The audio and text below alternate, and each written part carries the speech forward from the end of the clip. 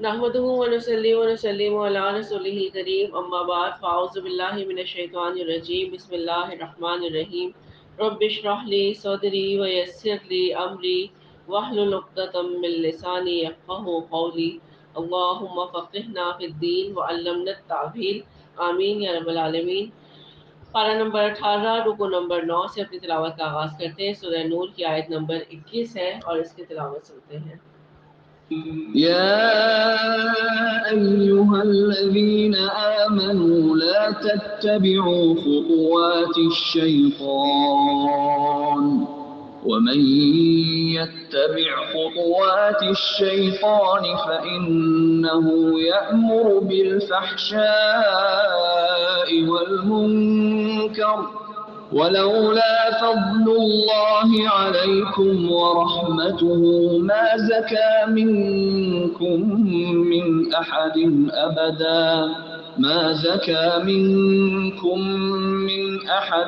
أبدا ولكن الله يزكي من يشاء والله سميع عليم ولا يأتل أولو الفضل منكم والسعة أن يؤتوا أولي القربى والمساكين والمهاجرين في سبيل الله وليعفوا وليصفحوا ألا تحبون أن يغفر الله لكم والله غفور رحيم إن الذين يرمون المحصنات الغافلات المؤمنات لعنوا في الدنيا والآخرة ولهم عذاب عظيم يوم تشهد عليهم ألسنتهم وأيديهم وأرجلهم بما كانوا يعملون يومئذ يوفيهم الله دينهم الحق ويعلمون أن الله هو الحق المبين الخبيثات للخبيثين والخبيثون للخبيثات والطيبات للطيبين والطيبون للطيبات أولئك مبرؤون مما يقولون لهم مغفرة ورزق كريم۔ اے ایمان والو، شیطان کے قدم بقدم نہ چلو۔ جو شخص شیطانی قدموں کی پیروی کرے وہ تو بے حیائی اور برے کاموں کا ہی حکم کرے گا، اور اگر اللہ کا فضل و کرم تم پر نہ ہوتا تو تم میں سے کوئی بھی کبھی بھی پاک صاف نہ ہوتا، لیکن اللہ جسے پاک کرنا چاہے کر دیتا ہے۔ تو اس مقام پر شیطان کی پیروی سے ممانعت کے بعد یہ فرمانا ہے کہ اگر اللہ کا فضل اور اس کی رحمت نہ ہوتی تو تم میں سے کوئی بھی پاک صاف نہ ہوتا۔ اس سے یہ مقصد معلوم ہوتا ہے کہ جو لوگ مذکورہ واقعہ اس میں ملوث ہونے سے بچ گئے، یہ محض اللہ کا فضل و کرم ہے، اور جو ان پر ہوا، ورنہ وہ بھی اس راہ میں بہہ جاتے جس میں بعض مسلمان بہہ گئے تھے۔ اس لیے شیطان کے دعوی فریب سے بچنے کے لیے ایک تو ہر وقت اللہ سے مدد طلب کرتے رہو، اور دوسرے وہ لوگ جو اپنے نفس کی کمزوری سے شیطان کے فریب کا شکار ہو گئے ہیں ان کو زیادہ ملامت والا نہ بناؤ، بلکہ خیرخواہانہ انداز میں ان کی اصلاح کرو، کیونکہ اللہ تعالیٰ سب کو سننے والا اور سب کو جاننے والا ہے۔ تم میں سے جو بزرگی اور کشادگی والے ہیں انہیں اپنے قرابت داروں اور مسکینوں اور مہاجروں کو اللہ کی راہ میں دینے سے قسم نہیں کھا لینی چاہیے، بلکہ معاف کر دینا چاہیے اور درگزر سے کام لینا چاہیے۔ کیا تم نہیں چاہتے کہ اللہ تمہارے قصور معاف فرما دے؟ اللہ قصوروں کو معاف فرمانے والا ہے۔ تو یہ آیت نازل ہوئی حضرت ابوبکر صدیق کے لیے۔ حضرت مصطح رضی اللہ عنہ جو واقعہ عفق میں ملوث ہو گئے تھے، فقراء مہاجرین میں سے تھے۔ رشتے میں حضرت ابوبکر صدیق کے خالہ زاد تھے، اس لیے حضرت ابوبکر صدیق ان کی کفالت اور مالی تعاون کیا کرتے تھے۔ جب یہ بھی حضرت عائشہ کے خلاف مہم میں شریک ہو گئے تو حضرت ابوبکر صدیق کو سخت صدمہ پہنچا، اور جب اللہ تعالیٰ نے حضرت عائشہ کی برات قرآن میں اتار دی تو اس کے بعد انہوں نے قسم کھائی کہ وہ آئندہ مصطح کو کوئی فائدہ نہیں پہنچائیں گے۔ تو تو حضرت ابوبکر صدیق کی قسم جو اگرچہ انسانی فطرت کے مطابق ہی تھی، تاہم صدیقیت کا جو مقام ہے وہ اس سے زیادہ بلند کردار کا متوازی تھا۔ تو اللہ کو ان کا یہ قول پسند نہ آیا اور یہ عادت نازل فرمائی کہ جس میں بڑے پیار سے ان کے اس عاجلانہ بشری اقدام پر اللہ تعالیٰ نے انہیں متنبہ کیا کہ یہ بشری تقاضے سے تمہیں اس سے زیادہ بلند ہونا چاہیے، کیونکہ تم سے بھی غلطیاں ہوتی رہتی ہیں، اور یہ تم چاہتے ہو کہ اللہ تمہاری غلطیاں معاف فرماتا رہے، تو پھر تم دوسروں کے ساتھ اس طرح معافی اور درگزر کا معاملہ کیوں نہیں کرتے؟ کیا تم یہ پسند نہیں کرتے کہ اللہ تمہاری غلطیاں معاف فرما دے؟ یہ انداز بیان اتنا مؤثر تھا کہ اسے سنتے ہی حضرت ابوبکر صدیق رضی اللہ عنہ کو بے ساختہ پکار اٹھے، کیوں نہیں ہے ہمارے رب، ہم ضرور یہ چاہتے ہیں کہ تو ہمیں معاف فرما دے۔ اس کے بعد انہوں نے اپنی قسم کو توڑ کر اس کا کفارہ ادا کیا اور پھر پہلے کی طرح مستہ بن اثاثہ کی مالی سرپرستی شروع فرما دی کہ جو شخص بھی چاہتا ہے کہ اللہ تعالیٰ اسے معاف کر دے، اسے چاہیے کہ دنیا میں ہی لوگوں کو معاف کرتا رہے۔ جو لوگ پاک دامن بولی بھاری با ایمان عورتوں پر تہمت لگاتے ہیں وہ دنیا اور آخرت میں ملعون ہیں، لعنت زدہ ہیں، ان کے لیے بڑا بھاری عذاب ہے۔ جس دن ان کے مقابلے میں ان کی زبانیں اور ان کے ہاتھ پاؤں اور ان کے اعمال گواہی دیں گے، یعنی کہ ابھی چاہے یہ کسی کے اوپر الزام لگا کے مکر جائے یا جھوٹا الزام لگا دے، قیامت کے دن اللہ تعالیٰ ان کے اعضاء کو قوت گویائی عطا فرمائے گا اور وہ خود ان کے اعمال کی گواہی دیں گی۔ اس دن اللہ انہیں پورا بدلہ حق و انصاف کے ساتھ دے گا اور وہ جان لیں گے کہ اللہ ہی حق ہے اور وہ ظاہر کرنے والا ہے۔ خبیث عورتیں خبیث مردوں کے لائق ہیں اور خبیث مرد خبیث عورتوں کے لائق ہیں، اور پاک عورتیں پاک مردوں کے لائق ہیں اور پاک مرد پاک عورتوں کے لائق ہیں۔ ایسے پاک لوگوں کے متعلق جو کچھ بکواس یا بہتان بازی کر رہے ہیں وہ ان سے بالکل بری ہیں، ان کے لیے بخشش ہے اور عزت والی روزی ہے۔ يا أيها الذين آمنوا لا تدخلوا بيوتا غير بيوتكم حتى تستأنسوا وتسلموا على أهلها ذلكم خير لكم لعلكم تذكرون فإن لم تجدوا فيها أحدا فلا تدخلوها حتى يؤذن لكم وإن قيل لكم ارجعوا فارجعوا هو أزكى لكم والله بما تعملون عليم ليس عليكم جناح أن تدخلوا بيوتا غير مسكونة فيها متاع لكم والله يعلم ما تبدون وما تكتمون قل للمؤمنين يغضوا من أبصارهم ويحفظوا فروجهم ذلك أزكى لهم إن الله خبير بما يصنعون وقل للمؤمنات يغضضن من أبصارهن ويحفظن فروجهن ولا يبدين زينتهن إلا ما ظهر منها وليضربن بخمرهن على جيوبهن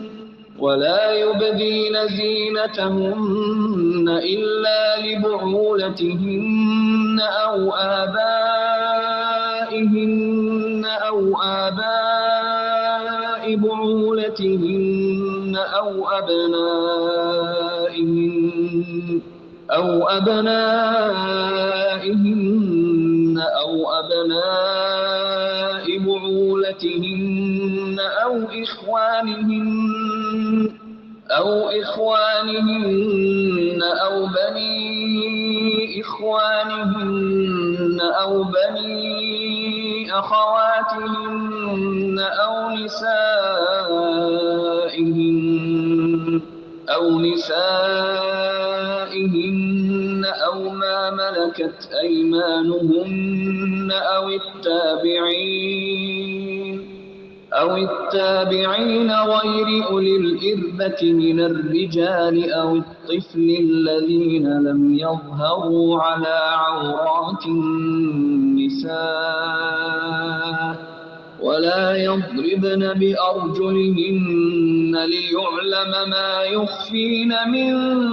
زينتهن وتوبوا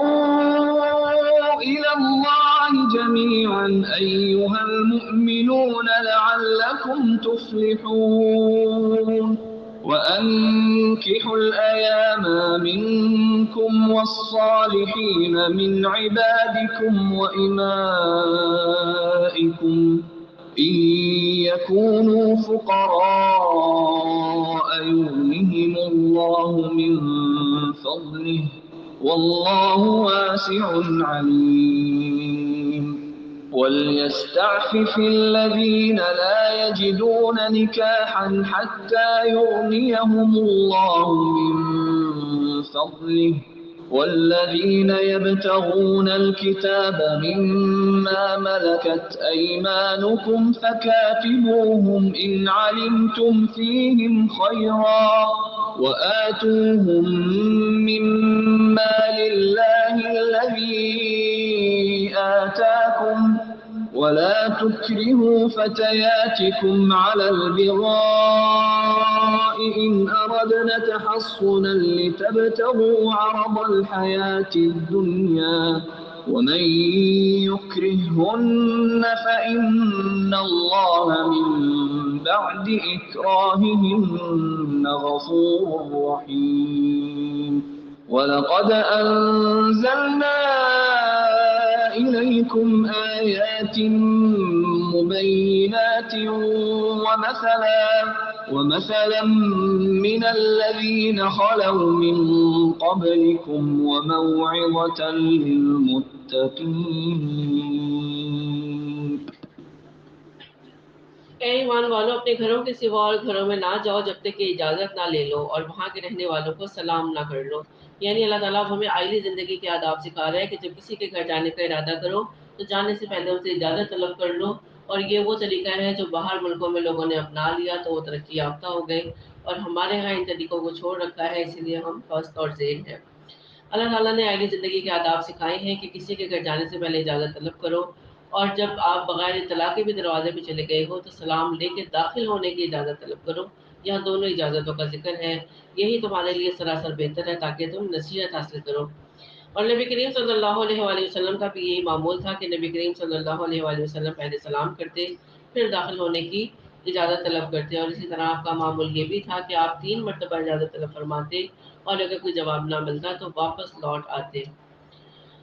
اگر تمہیں کوئی بھی نہ مل سکے تو پھر اجازت ملے بغیر اندر نہ جاؤ اور اگر تم سے لوٹ جانے کو کہا جائے تو تم لوٹ ہی جاؤ یعنی ایک تو آپ کو جواب ملا ہی نہیں کہ کوئی ہے یا نہیں ہے یا اگر کوئی باہر آ کے کہہ دے کہ میں ابھی ملنا نہیں چاہتی ہوں تو بھی تم واپس لے چلے جاؤ تمہارے لیے یہی پاکیزہ بات ہے جو کچھ تم کر رہے ہو اللہ خوب جانتا ہے ہاں غیر آباد گھروں میں جیسے خانقاہیں ہیں سرائے ہیں یا ہوٹل ہے جہاں تمہارا کوئی فائدہ یا اسباب ہو جانے میں تم پر کوئی گناہ نہیں تم جو کچھ بھی ظاہر کرتے ہو اور جو چھپاتے ہو اللہ سب کچھ خوب جانتا ہے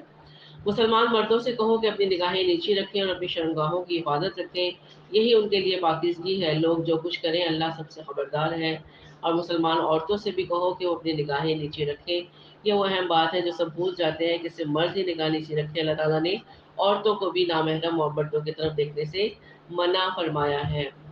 اور اپنے عصمت میں فرق نہ آنے دیں اور اپنی زینت کو ظاہر نہ کریں یعنی اپنے بناؤ سنکھار کو نامحرم کے آگے نمایاں نہ کریں ان پر ظاہر نہ ہونے دیں سوائے اس کے کہ جو خود بخود ظاہر ہو جائے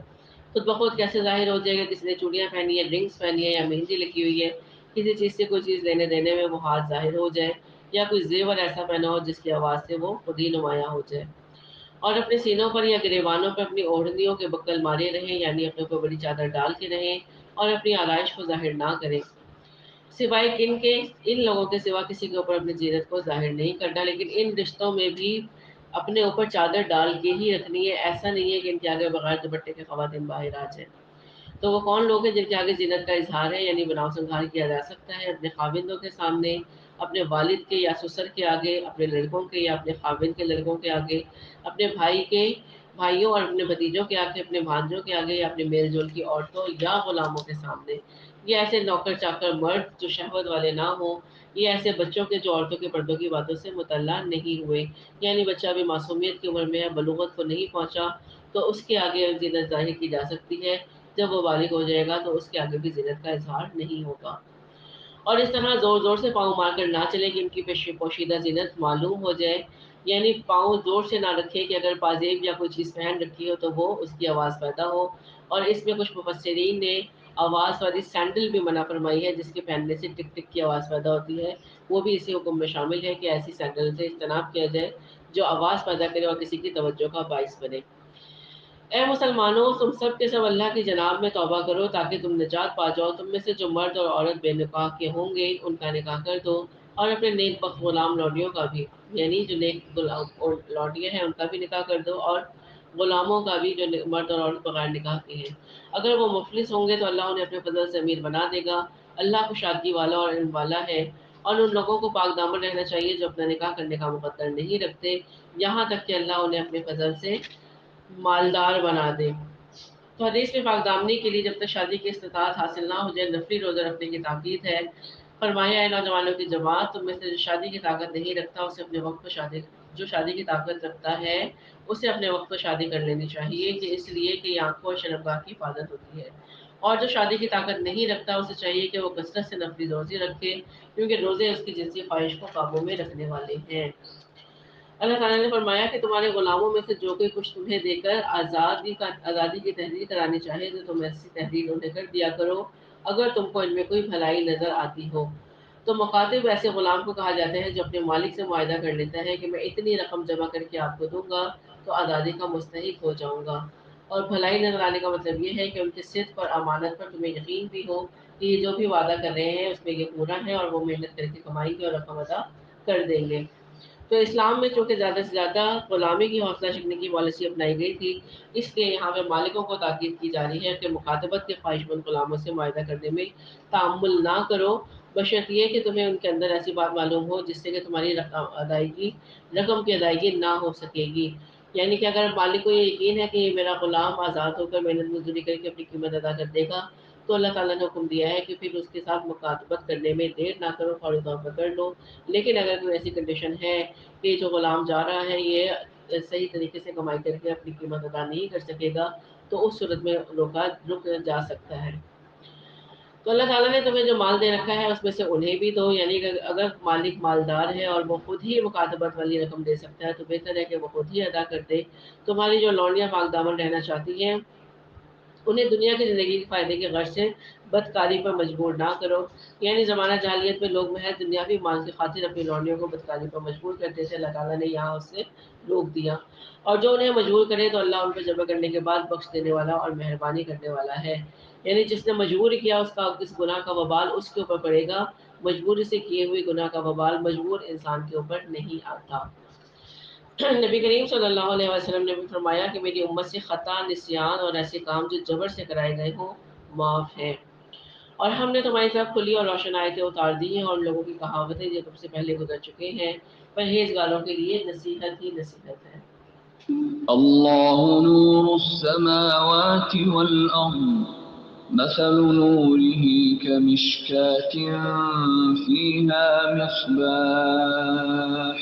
المصباح في زجاجة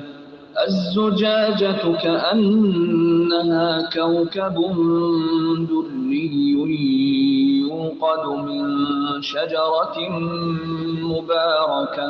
يوقد من شجرة مباركة زيتونة لا شرقية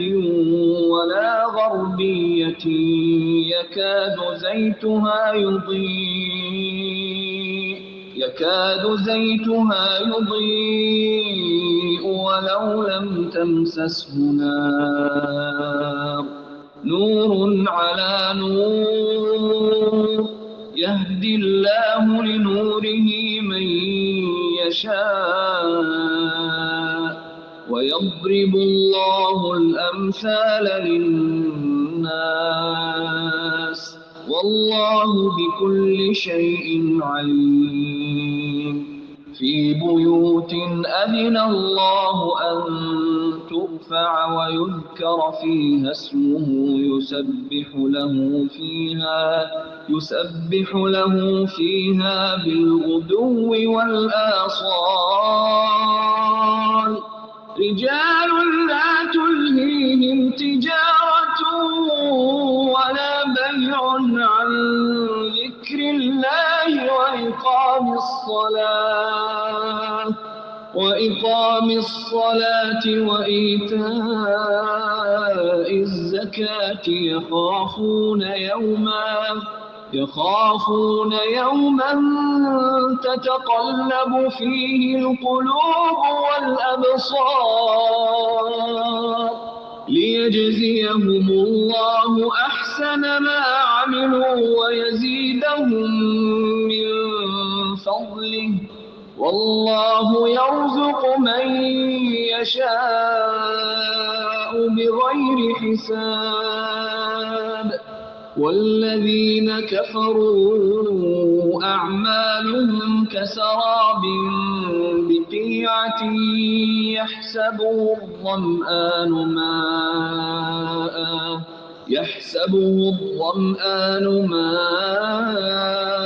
حتى إذا جاءه لم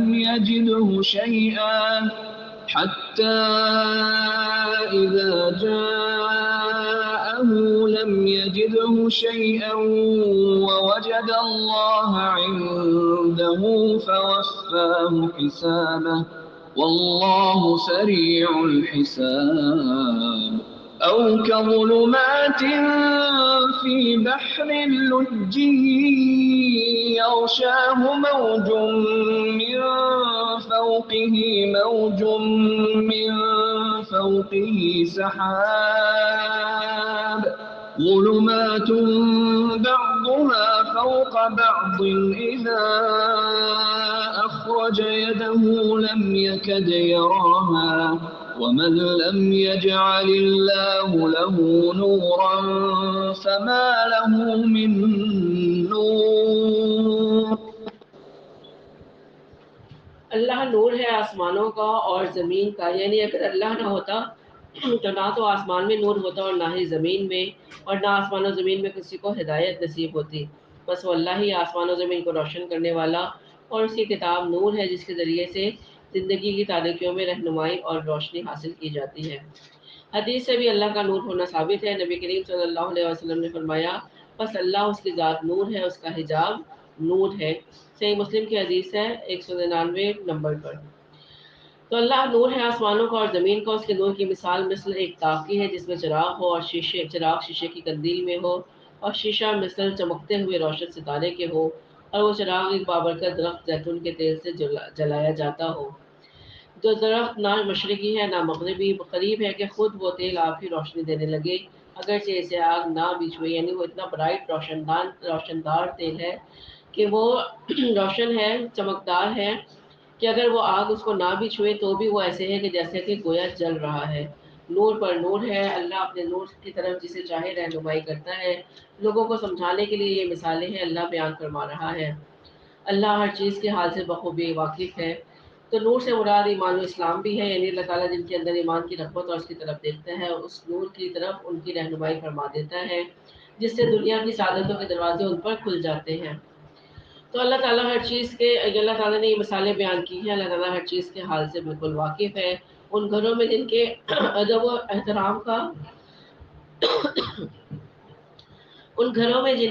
احترام کا اور اللہ کا نام وہاں لیے جانے کا حکم ہے، وہاں صبح شام اللہ کی تسبیح بیان کرتے ہیں. یعنی اللہ تعالیٰ نے قلب مومن کو اور جو اس میں ایمان و ہدایت اور علم ہے اس کو ایسے چراغ سے تشبیہ دی تو شیشے کی قندیل میں ہے جو صاف شفاف تیل سے روشن ہے. تو اب اللہ تعالیٰ اس کا محل بیان کر رہے ہیں کہ وہ کہاں ہے. وہ قندیلیں ایسے گھروں میں ہیں جہاں اللہ کا ذکر بلند کیا جاتا ہے. اس سے مراد مسجدیں ہیں جو اللہ کو زمین کے حصوں میں سب سے زیادہ محبوب ہیں اور وہ وہاں صبح و شام اللہ کی تسبیح بیان کرتے ہیں. ایسے لوگ جنہیں تجارت اور خرید و فروخت اللہ کے ذکر سے اور نماز قائم کرنے اور زکوٰۃ ادا کرنے سے غافل نہیں کرتی اس دن سے ڈرتے ہیں جس دن بہت سے دل اور بہت سی آنکھیں الٹ پلٹ ہو جائیں گی، اس ارادے سے کہ اللہ انہیں ان کے اعمال کا بہترین بدلہ دے بلکہ اپنے فضل سے اور کچھ زیادہ عطا فرمائے. اللہ جسے چاہتا ہے بے شمار روزیاں عطا فرماتا ہے. یعنی قیامت کے دن کئی گنا اجر جو ہے نیکیوں کا وہ ملے گا اور جس کا اندازہ انسان نہیں کر سکتا. اور کافروں کے اعمال مثل چمکتی ہوئی ریت کی ہیں. اب یہاں کافروں کا ذکر آ رہا ہے کہ اس چمکتی ہوئی ریت کی طرح ہے جو چٹیل میدان میں اور پیاسا شخص اسے دور سے جب دیکھتا ہے تو وہ سمجھتا ہے پانی ہے، لیکن جب اس کے پاس پہنچتا ہے تو اسے کچھ بھی نہیں پاتا. ہاں اللہ کو اپنے پاس پاتا ہے جو اس کا پورا پورا حساب چکا دیتا ہے۔ تو اعمال سے مراد ان اعمال سے مراد وہ اعمال ہیں جنہیں کافر اور مشرک نیکیاں سمجھ کے کرتے ہیں یا دیکھو لوگوں کے دکھاوے کے لیے کرتے ہیں، تو ان کے اس طرح کافر کے عمل عدم ایمان کی وجہ سے اللہ کے ہاں بالکل بے وزن ہے، کیونکہ ان کے پاس ایمان نہیں ہے، تو ان کا کیا ہوا ہر نیک عمل دنیا میں ہی دے دیا جائے گا، آخرت میں انہیں کوئی بدلہ نہیں دیے گا۔ ہاں جب وہ اللہ کے پاس جائے گا تو اللہ کو گھات میں اپنا منتظر پائے گا، جہاں وہ اس کے عملوں کا پورا پورا حساب چکا لے گا۔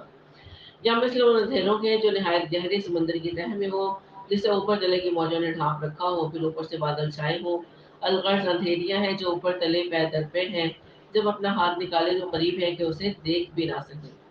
تو یہ دوسری مثال ہے کہ ان کے اعمال اندھیروں کی طرح ہیں، یعنی انہیں سراب سے تشبیہ دے دو یا اندھیروں سے۔ تو گزشتہ کافر کی مثال وہ یہ سراب سے دی تھی، اس کافر کی مثال کفر کی مثال اللہ تعالیٰ نے دی کہ وہ ساری زندگی کفر اور ضلالت کے اندھیریوں میں کفر اور ضلالت کے اندھیریوں میں گمراہ رہتا ہے، اور یہ اندھیریاں اسے راہ راست کی طرف آنے نہیں دیتی، اور وہ اس قدر گہرے اندھیرے ہیں جس طرح ایک گپ اندھیرے میں انسان کو اپنا ہاتھ بھی سجائی نہیں دیتا، اسی طرح یہ ذلت اور رسوائی کے اندھیرے میں اتنے گر جاتے ہیں کہ انہیں حق کی کوئی بات سمجھ ہی نہیں آتی۔ اور بات یہ ہے کہ جسے اللہ ہی نور نہ دے اس کے پاس کوئی روشنی نہیں ہوتی، یعنی دنیا میں ہی ایمان و اسلام کی روشنی نصیب نہیں ہوتی، اور آخرت میں بھی اہل ایمان کو ملنے والے نور سے اہل ایمان کو ملنے والے نور سے یہ کافر محروم کر دیے جائیں گے۔ ألم تر أن الله يسبح له من في السماوات والأرض والطير صافات كل قد علم صلاته وتسبيحه والله عليم بما يفعلون ولله ملك السماوات والأرض وإلى الله المصير ألم تر أن الله يزجي سحابا ثم يؤلف بينه ثم يجعله ركاما فترى الودق يخرج من خلاله وينزل من السماء من جبال فيها من برد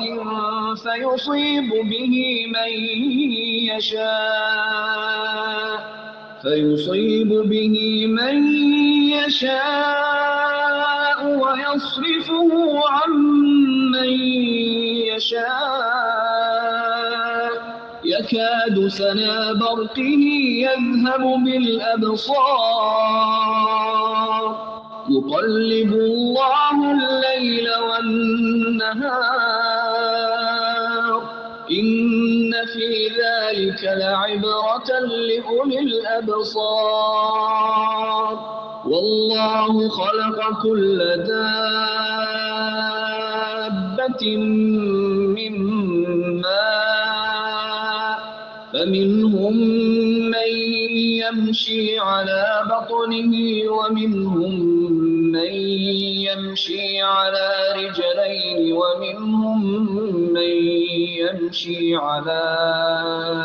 أربع يخلق الله ما يشاء إن الله على كل شيء قدير لقد أنزلنا آيات مبينات والله يهدي من يشاء إلى صراط مستقيم ويقولون آمنا بالله وبالرسول وأطعنا ثم يتولى فريق منهم من بعد ذلك وما أولئك بالمؤمنين وإذا دعوا إلى الله ورسوله ليحكم بينهم إذا فريق منهم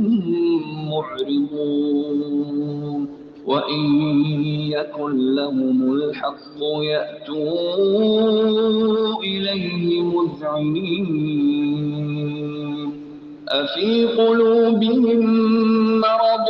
أم ارتابوا أم يخافون أن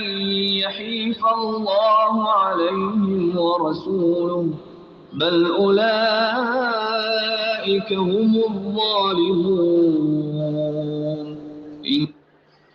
کیا آپ نے نہیں دیکھا کہ آسمان و زمین کی کل مخلوق پر پھیلائے اڑنے والے کل پرند اللہ کی تسبیح میں مشغول ہیں، ہر ایک کی نماز اور تسبیح اسے معلوم ہے، لوگ جو کچھ کریں اس سے اللہ بخوبی واقف ہے،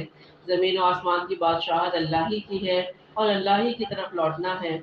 کیا آپ نے نہیں دیکھا کہ اللہ بادلوں کو چلاتا ہے، پھر انہیں ملاتا ہے، پھر انہیں تہ بتہ کر دیتا ہے، پھر آپ دیکھتے ہیں کہ ان کے درمیان میں سے میل برستا ہے، وہی آسمان کی جانب سے اولوں کے پہاڑوں میں سے اولے برساتا ہے، پھر جنہیں چاہے ان کے پاس انہیں برسائے اور جن سے چاہے ان سے ہٹا دے۔ بادل ہی سے نکلنے والی بجلی کی چمک ایسی ہوتی ہے کہ گویا اب آنکھوں کی روشنی لے چلی۔ اللہ ہی دن اور رات کو رد و بدل کرتا رہتا ہے، آنکھوں والوں کے لیے اس میں یقیناً بڑی بڑی عبرتیں ہیں۔ تمام کے تمام چلنے پھرنے والے جانداروں کو اللہ ہی نے پانی سے پیدا کیا، ان میں سے بعض تو اپنے پیٹ کے بل چلتے ہیں، بعض دو پاؤں پر چلتے ہیں، بعض چار پاؤں پر چلتے ہیں۔ اللہ جو چاہتا ہے پیدا فرماتا ہے، بے شک اللہ ہر چیز پر قادر ہے۔ بے شک ہم نے روشن اور واضح آیتیں اتار دی ہیں، اللہ جسے چاہے سیدھی راہ دکھا دے، اور کہتے ہیں کہ ہم اللہ اور رسول پر ایمان لائے اور فرما بردار ہوئے، پھر ان میں سے ایک فرقہ اس کے بعد بھی پھر جاتا ہے، یہ ایمان والے ہیں ہی نہیں۔ جب یہ اس بات کی طرف بلائے جاتے ہیں کہ اللہ اور اس کا رسول ان کے درمیان جھگڑے چکا دے، تو بھی ان کی ایک جماعت منہ موڑنے والی بن جاتی ہے۔ ہاں اگر انہیں کہا کو تو مطیع و فرما بردار ہو کر اس کی طرف چلے آتے ہیں، یعنی جب انہیں یقین ہوتا ہے کہ عدالت نبی سے جو فیصلہ صادر ہوگا وہ ہمارے حق میں ہوگا، ہم حق پر ہیں، پھر تو وہ نبی کریم صلی اللہ علیہ وسلم کے پاس خوشی خوشی فیصلہ کروانے آتے ہیں۔ لیکن جب انہیں اپنے خلاف فیصلہ ہونے کا امکان ہوتا ہے تو وہ پھر اعراض کرتے ہیں۔ کیا ان کے دلوں میں بیماری ہے یا یہ کیا ان کے دلوں میں بیماری ہے یا یہ شک و شبہ میں پڑے ہوئے ہیں، یا انہیں اس بات کا ڈر ہے کہ اللہ اور اس کا رسول ان کی حق تلفی کریں گے؟ بات یہ ہے کہ وہ لوگ خود ہی ظالم ہیں۔ إنما كان قول المؤمنين إذا دعوا إلى الله ورسوله ليحكم بينهم أن يقولوا سمعنا وأطعنا وأولئك هم المفلحون ومن يطع الله ورسوله ويخشى الله ويتقه فأولئك هم الفائزون وأقسموا بالله جهد أيمانهم لئن أمرتهم ليخرجن قل لا تقسموا طاعة معروفة إن الله خبير بما تعملون قل أطيعوا الله وأطيعوا الرسول فإن تولوا فإنما عليه ما حمل وعليكم ما حملتم وإن تطيعوه تهتدوا وما على الرسول إلا البلاغ المبين وعد الله الذين آمنوا منكم وعملوا الصالحات ليستخلفنهم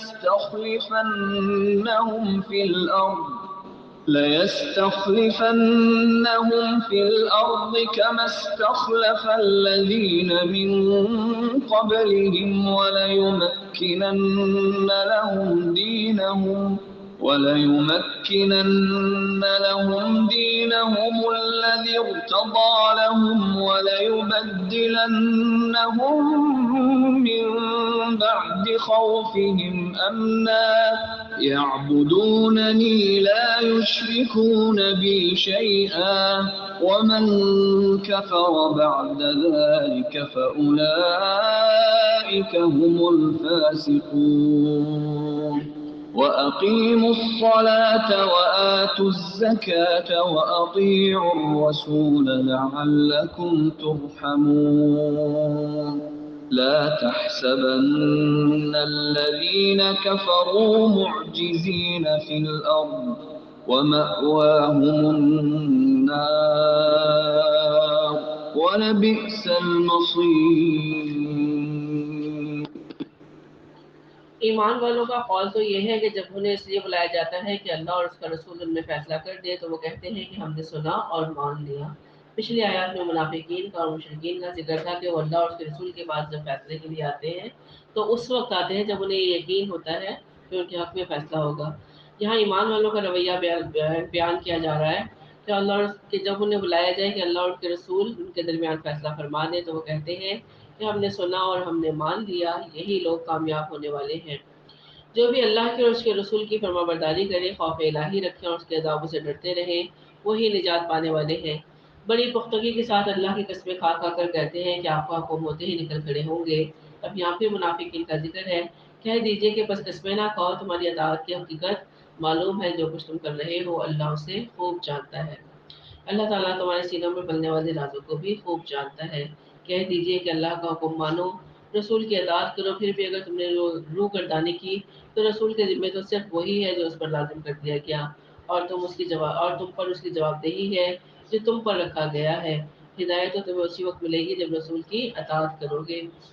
سنو، رسول کے ذمہ تو صرف صاف طور پر پہنچا دینا ہے. تم میں سے ان لوگوں سے جو ایمان لائے ہیں، نیک اعمال کیے ہیں، اللہ وعدہ فرما چکا ہے کہ انہیں ضرور ملک کا خلیفہ بنائے گا، جیسے کہ ان لوگوں کو خلیفہ بنایا تھا جو ان سے پہلے تھے، اور یقیناً ان کے لیے ان کے دین کو مضبوطی کے ساتھ موقف کر کے جما دے گا جسے ان کے لیے وہ پسند فرما چکا ہے، اور ان کے خوف و خطرہ کو وہ امن و امان سے بدل دے گا. تو یہ اللہ اور اس کے رسول کے اطاعت اور فرما برداری کے انعامات ہیں جو اس آیت میں بیان کیے جا رہے ہیں.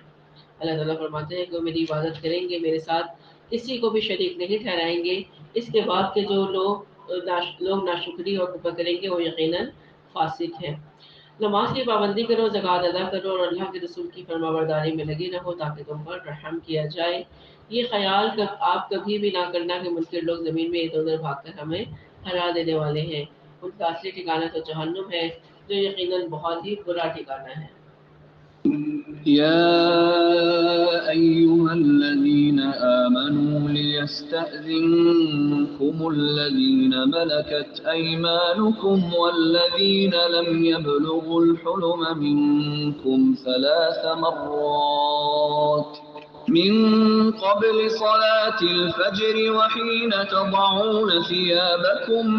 من الظهيرة ومن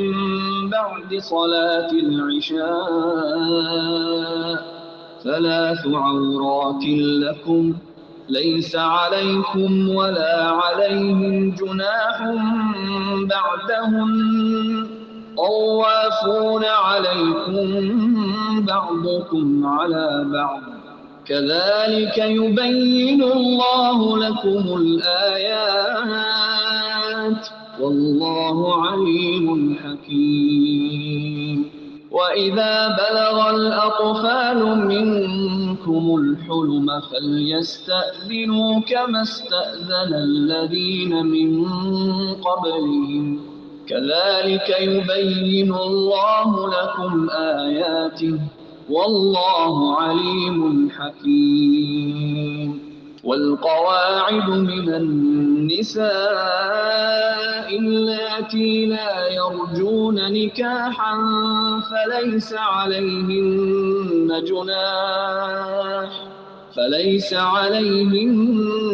جناح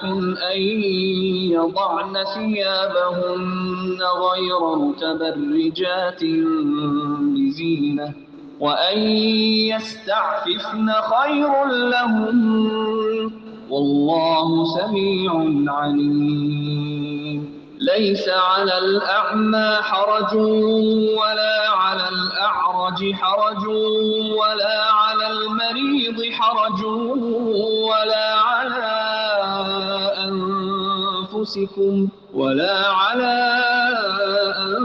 أنفسكم أن تأكلوا من بيوتكم أو بيوت آبائكم أو بيوت أمهاتكم أو بيوت إخوانكم أو بيوت أخواتكم أو بيوت أعمامكم أو بيوت عماتكم أو بيوت أخوالكم أو بيوت خالاتكم أو ما ملكتم مفاتحه أو صديقكم. ليس عليكم جناح أن تأكلوا جميعا أو أشتاتا فإذا دخلتم بيوتا فسلموا على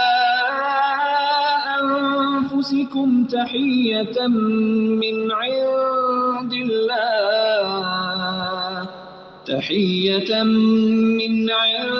الله مباركة طيبة كذلك يبين الله لكم الآيات لعلكم تعقلون. اب ان آیات میں اس پردے کا ذکر کیا جا رہا ہے جس میں خواتین اپنے اوپر کا دوپٹہ اتار کے بھی سائڈ پہ رکھ دیں یا خواتین یا مرد اپنے اوپری کپڑے کو اتار دیں. تو اللہ تعالیٰ نے جو ہم نے پچھلی آیت میں پڑھا تھا وہ تھا کہ اپنی زینت کا اظہار کرنا ہے لیکن اوپری چادر اس وقت بھی نہیں اتارنی تھی. ان آیات میں وہ مقام ہے، وہ آرام کے وقت کا ذکر کیا گیا ہے جس میں خواتین اپنی اوپری چادر اتار لیتی ہیں. اے ایمان والو، تم سے تمہاری ملکیت کے غلاموں کو اور انہیں بھی جو تم میں سے بلوغت کو نہیں پہنچے. دیکھیں پچھلے آیت میں ہم نے پڑھا تھا کہ ان کے آگے اظہار ہے جو بلوغت کو ابھی نہیں پہنچے، لیکن یہ وہ مقام ہے کہ تمہارے غلام اور وہ بچے جو تمہاری بلوغت کو ابھی نہیں پہنچے اپنے ان 3 وقتوں میں تمہارے پاس آنے کی اجازت حاصل کرنا ان کے لیے بھی ضروری ہے. نماز فجر سے پہلے اور ظہر کے وقت جب کہ تم اپنے کپڑے اتار رکھتے ہو، اور عشاء کی نماز کے بعد. تو کپڑے اتار رکھنے سے مراد اوپری کی بڑی چادر ہے یا مردوں کے لیے اوپر کا کرتا اتار دینا ہے.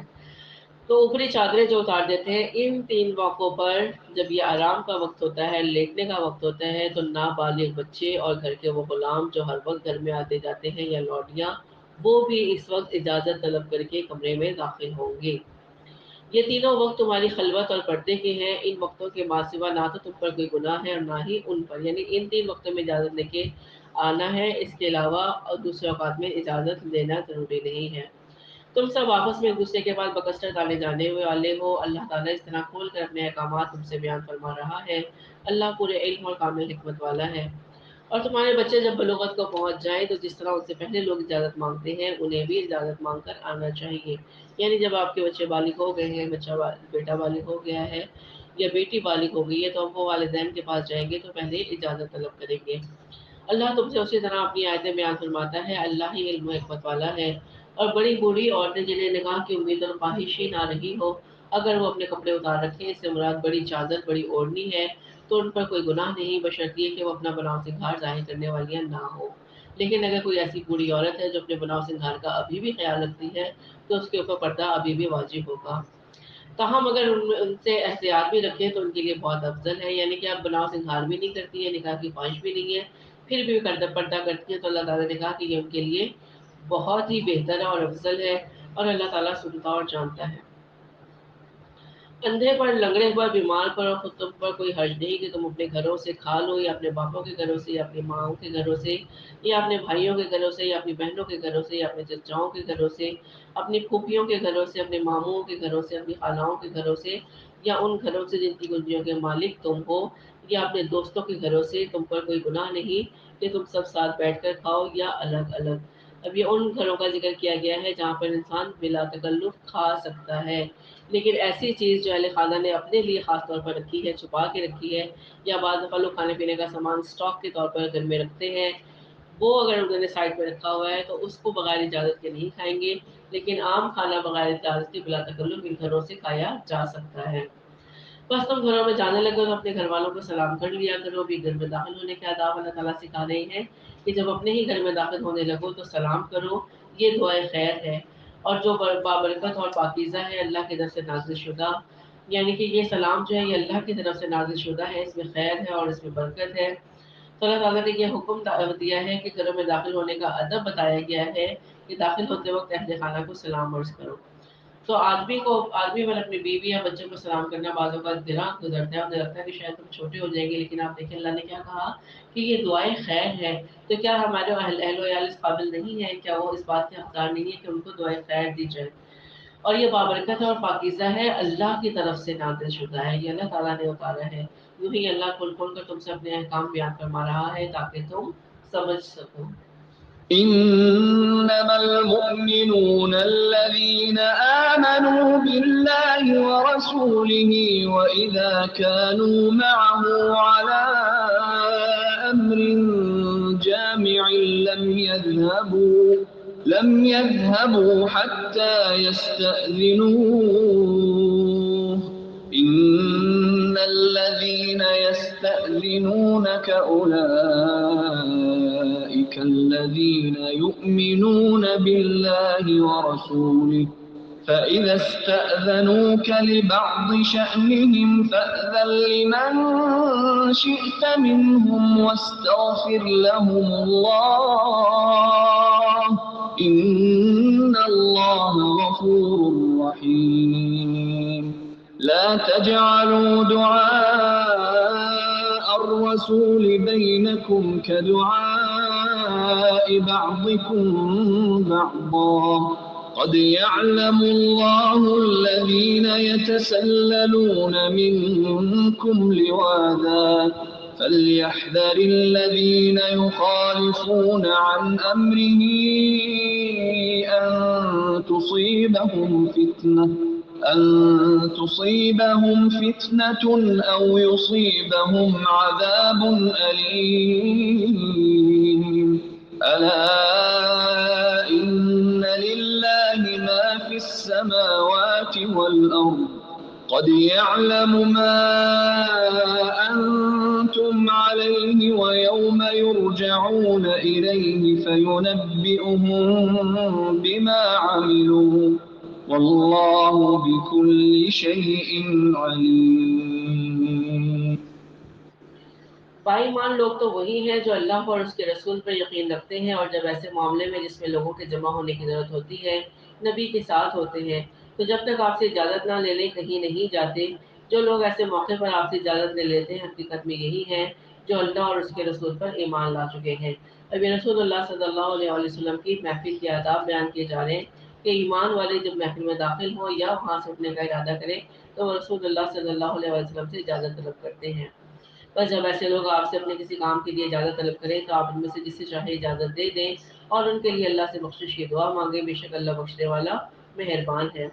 اور تم اللہ کے نبی کے بلانے کو ایسا بلاوا نہ کر لو جیسے کہ آپس میں ایک دوسرے کو ہوتا ہے، یعنی جس طرح ہم آپس میں ایک دوسرے کو نام لے کے پکارتے ہیں اس طرح تم انہیں یا محمد کہہ کے نہ پکارو، بلکہ رسول اللہ یا نبی اللہ کہہ کر پکارو۔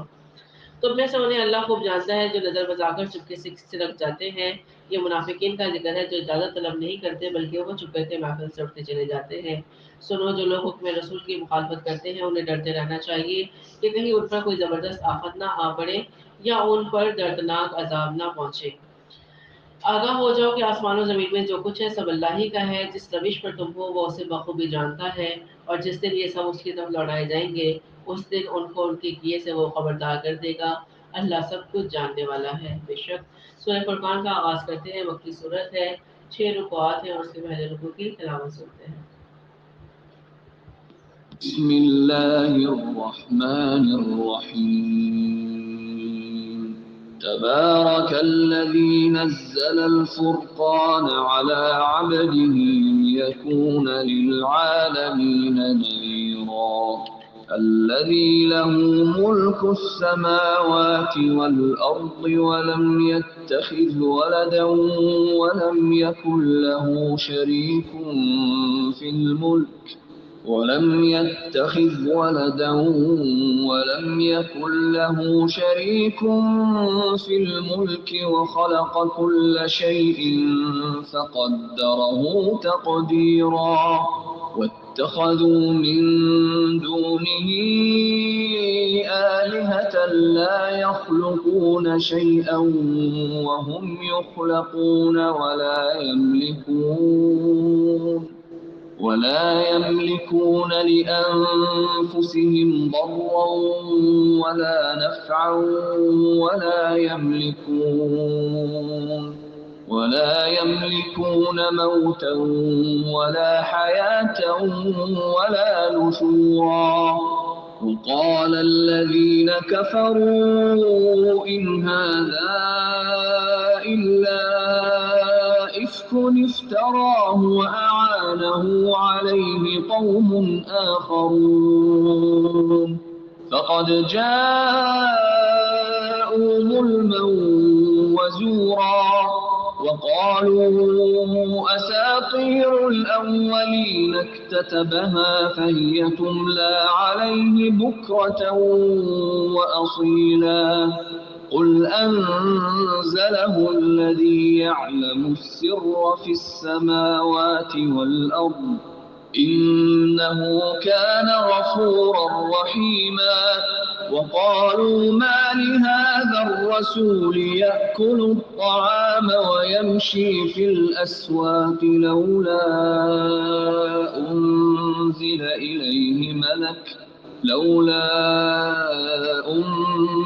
إليه ملك فيكون معه نذيرا أو يلقى إليه كنز أو تكون له جنة يأكل منها. وقال الظالمون إن تتبعون إلا رجلا مسحورا.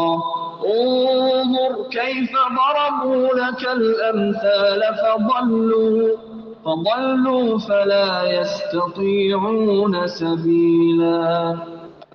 شروع اللہ کے نام سے جو بہت مہربان نہایت رحم والا ہے بہت بابرکت ہے وہ اللہ جس نے اپنے بندے پر فرقان اتارا. فرقان یعنی حق اور باطل، توحید اور شرک اور عدل و ظلم کے درمیان فرق کرنے والا، اور اس نے قرآن کھول کے امور کی وضاحت کر دی، اس لیے اسے قرآن سے تعبیر کیا تاکہ وہ تمام لوگوں کو آگاہ کرنے کے والا بن جائے. اسی اللہ کے لیے آسمانوں اور زمین کی سلطنت ہے اور اس کی کوئی اولاد نہیں، نہ اس کی سلطنت میں کوئی اس کا ساچی ہے، اور ہر چیز کو اس نے پیدا کر کے ایک مناسب اندازہ ٹھہرا دیا ہے. ان لوگوں نے اللہ کے سوا جنہیں اپنا معبود ٹھہرا رکھا ہے وہ کسی چیز کو پیدا نہیں کر سکتے بلکہ وہ خود پیدا کیے جاتے ہیں. یہ تو اپنی جان کے نفع و نقصان کا بھی اختیار نہیں رکھتے اور نہ ہی موت و حیات کا اور نہ ہی دوبارہ جی اٹھنے کے یہ مالک ہے. اور ان کافروں نے کہا کہ یہ تو بس خود اسی کا گھڑا گھڑایا جھوٹ ہے جس پر اور لوگوں نے اس کی مدد کی ہے. تو کس نے مدد کی ہے یہ ہم سورہ نحل میں پڑھ کے آئے ہیں کہ کوئی اجمی غلام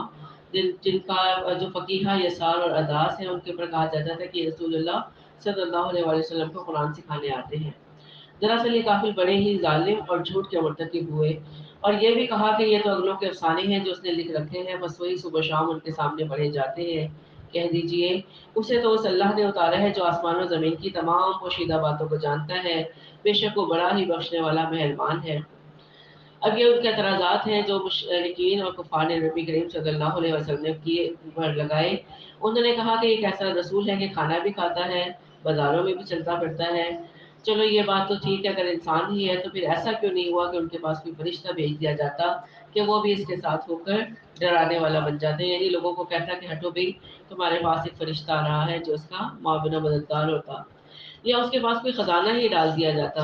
یا اس کا کوئی باغ ہوتا جس سے یہ کھاتا، یعنی انہیں تجارت کی ضرورت پیش نہ آتی.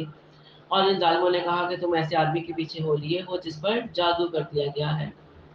خیال تو کیجئے، دیکھیے تو صحیح کہ یہ لوگ آپ صلی اللہ علیہ وسلم کی نسبت کیسی کیسی باتیں بناتے ہیں. بس یہ خود ہی بہک رہے ہیں اور کسی بھی طرح راہ راست پر نہیں آ سکتے. تبارك الذي إن شاء جعل لك خيرا من ذلك جنات تجري من تحتها الأنهار ويجعل لك قصورا بل كذبوا بالساعة وأعتدنا لمن كذب بالساعة سعيرا. إذا رأتهم من مكان بعيد سمعوا لها تغيظا وزفيرا وإذا ألقوا منها مكانا ضيقا مقرنين دعوا هنالك ثبورا لا تدعوا اليوم ثبورا واحدا وادعوا ثبورا كثيرا قل أذلك خير أم جنة الخلد التي وعد المتقون كانت لهم جزاء ومصيرا لهم فيها ما يشاءون خالدين كان على ربك وعدا مسئولا ويوم يحشرهم وما يعبدون من دون الله فيقول أأنتم أضللتم عبادي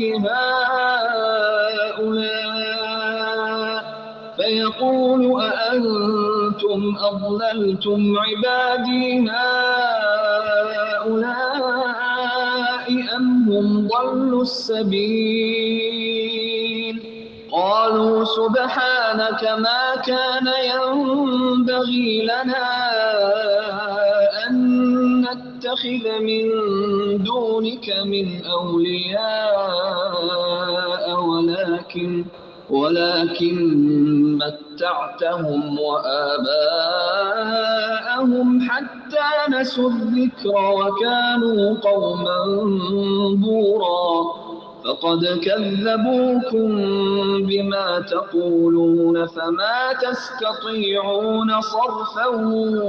ولا نصرا ومن يظلم منكم نذقه عذابا كبيرا وما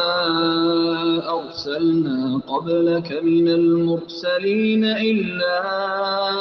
إنهم ليأكلون الطعام ويمشون في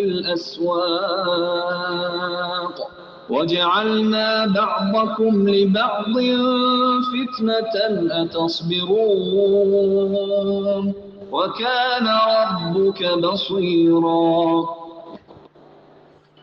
اللہ تو ایسا بابرکت ہے کہ اگر چاہے تو آپ کو بہت سے ایسے باغات عنایت فرما دے جو ان کے کہے ہوئے باغ سے بہت بہتر ہوں، یعنی جن باغات کا یہ مطالبہ کر رہے ہیں اللہ تعالیٰ سے بہترین باغات عطا فرمانے پر قادر ہے، جن کے نیچے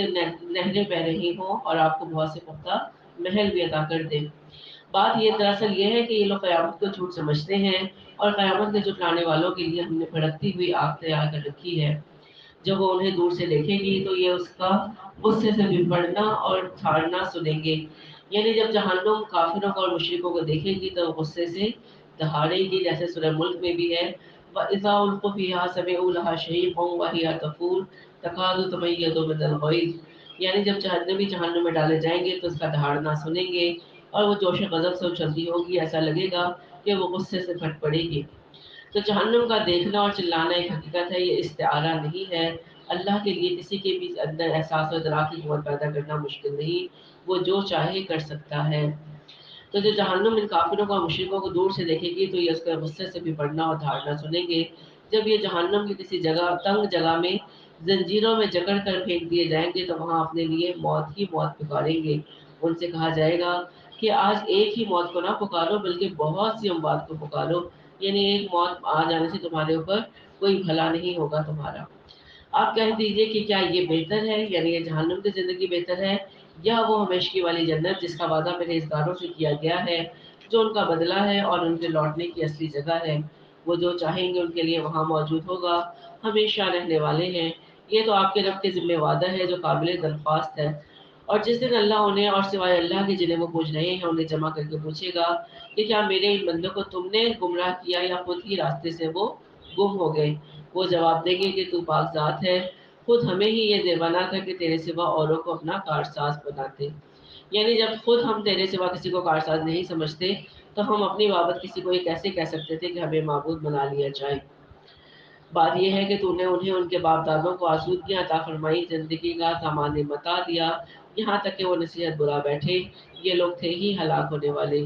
تو انہوں نے تمہیں تمہاری باتوں میں جھٹلایا، اب نہ تو تم میں عذابوں کو پھیرنے کی طاقت ہے اور نہ ہی مدد کرنے کی، تم میں سے جس نے ظلم کیا ہے اسے بڑا عذاب چکھایا جائے گا۔ ہم نے آپ سے پہلے جتنے بھی رسول بھیجے سب کے سب کھانا بھی کھاتے تھے اور بازاروں میں چلتے پھرتے بھی تھے، اور ہم نے تم میں سے ہر ایک کو دوسرے کی آزمائش کا ذریعہ بنا دیا۔ یعنی ہم نے انبیاء اور ان کے ذریعے سے ان پر ایمان لانے والوں کو بھی آزمائش کی تاکہ کھرے کھوٹوں کی تمیز ہو جائے، جنہوں نے آزمائش میں صبر کا دامن پکڑے رکھا وہ کامیاب رہے اور دوسرے کامیاب ہو گئے۔ اس لیے اللہ نے فرمایا کہ کیا تم صبر کرو گے؟ یقیناً تیرا رب سب کچھ دیکھنے والا ہے، یعنی وہ جانتا ہے کہ وہی رسالت کا مستحق کون ہے اور کون نہیں۔ حدیث میں بھی آتا ہے کہ رسول اللہ صلی اللہ علیہ وسلم نے فرمایا کہ اللہ تعالیٰ نے مجھے اختیار دیا کہ بادشاہ نبی بنوں یا بندہ رسول، تو میں نے بندہ رسول بننا پسند فرمایا۔ یعنی اللہ تعالیٰ نے نبی کریم صلی اللہ علیہ وسلم کو اختیار دیا تھا کہ وہ جیسی چاہیے بادشاہت اور منصب حاصل کر سکتے ہیں، لیکن نبی کریم صلی اللہ علیہ وسلم نے فخر کو پسند فرمایا، تجارت کو اپنا پیشہ بنایا اور اس کے ذریعے سے اپنی زندگی گزاری۔ تو اللہ تعالیٰ نے ہر دور میں انسانوں کو ہی رسول بنا کر بھیجا ہے، وہ عام زندگی گزارنے والے ہی تھے، اور اللہ جس کو چاہتا ہے اپنی رسالت کے لیے خاص کر لیتا ہے، اور جس کے لیے بہتری کا ارادہ فرماتا ہے اسے دین کی شرح صدر عطا فرماتا ہے، اسے دین کی خیر خواہی عطا فرماتا ہے۔ تو اللہ تعالیٰ سے دعا ہے کہ اللہ تعالیٰ ہمیں بھی اپنے دین کے لیے چن لے، ہمیں بھی ہمارا لیے شرح صدر عطا فرمائے کہ دین کو پڑھنا سمجھنا اور اس پر چلنا ہمارے لیے آسان ہو جائے، اور ہم اس سے اس حال میں ملاقات کریں کہ وہ ہم سے راضی ہو اور ہم اس سے راضی ہو۔